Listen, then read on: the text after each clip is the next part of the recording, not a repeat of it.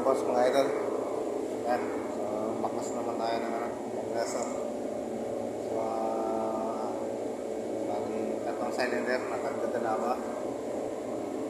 So, dito, kita niya, mayroon ng kagad isa.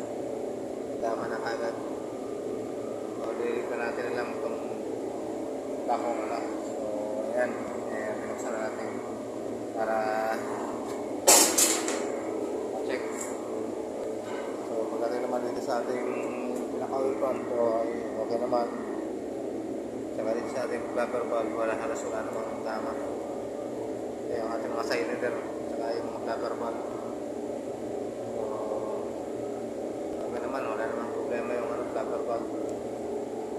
So talagang naging cause lang nito yung natuya siya ng oil dahil nga nagkaroon ng leak yung ating second stage line ng compressor sa kanyang vibra. So kaya natuyo yung ating so naubusin ang kanyang refrigerant pati yung kanyang langis.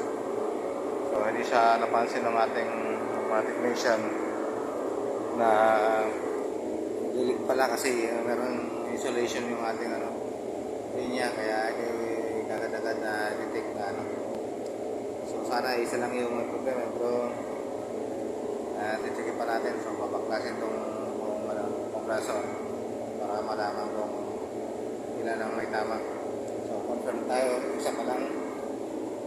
Hindi pa natin sigurado kung ilan pa yung madadagdag dito sa So yan mga boss, mga sir. So in-update ko lang kayo.